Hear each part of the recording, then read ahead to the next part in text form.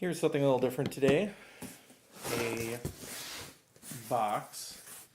And this isn't an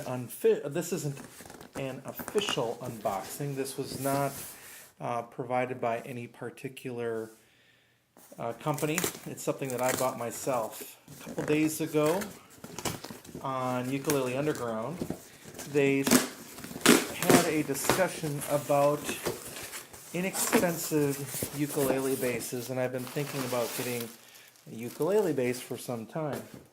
So, got a little extra box in here. I'm not sure what this is.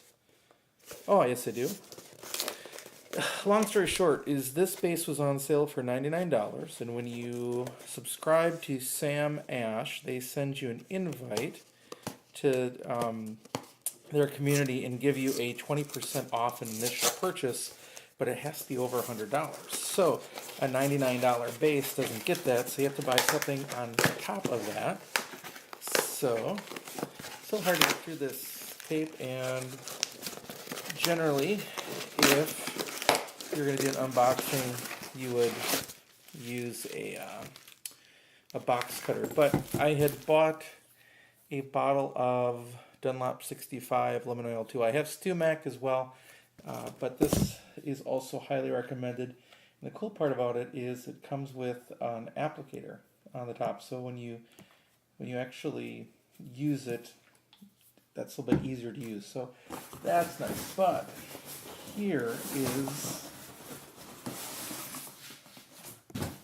what I really want to look at. It's the Carlo Robelli B325 ukulele bass. So let's pull that out. Oh, that's interesting. Comes with a book bag, which I did not know that it came with. There is no other documentation, nothing in the pocket. It's a thin gig bag, but it will do what it needs to do for a laminate, and this is not an expensive U-bass. Again, you can pick it up for $99. Okay, on the good side, it comes with 2 batteries right off the top. If you ever need batteries and you have an IKEA near you, they sell like an 8-pack for $2, which is a pretty good deal. And let's do the reveal here. Here it is. A U-bass. And the little thing says Aquila Thundergut strings. If you haven't played one before, they're kind of crazy. They're thick and rubbery, like almost like surgical tubes that they would use. Trying to get this off in here, just threads through.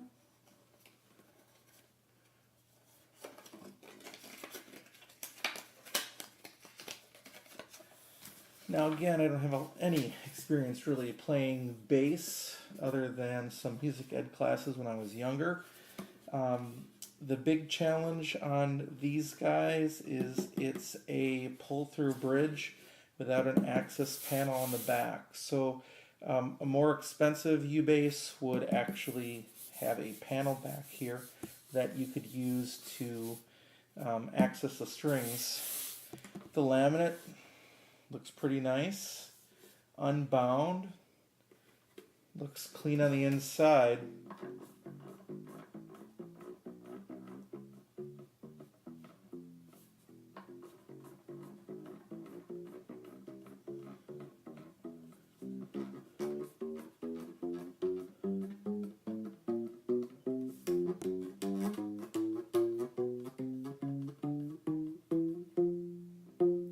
So now it's an issue of tuning it up.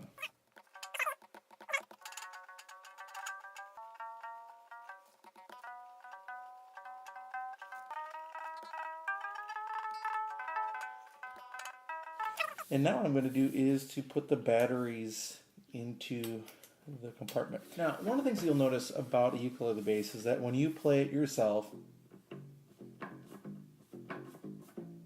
E, F, G, A, B, C, when you play it, you're not going to hear that unless you're amplified. So unfortunately or fortunately, if you're going to play ukulele bass, you're going to have to amplify it, but they're kind of fun.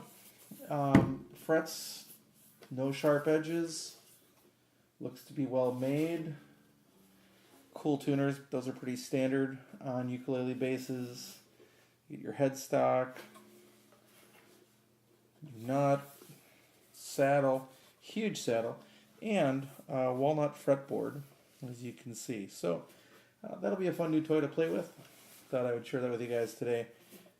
Okay, let me give you a couple more just things about the bass here.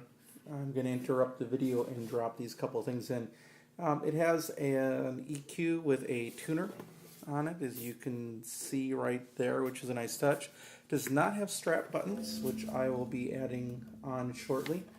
And it works perfectly fine. I've got a small amp, and I've just been playing around with just some standard, 1.5, 1.4.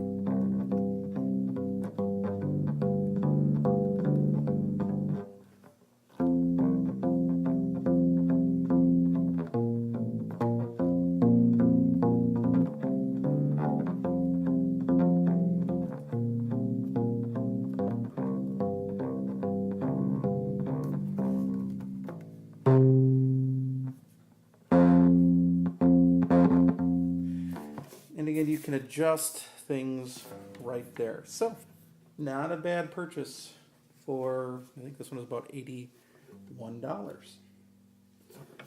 The Carlo Robelli, can I get that in the light better? Carlo Robelli U-Bass at Sam Ash.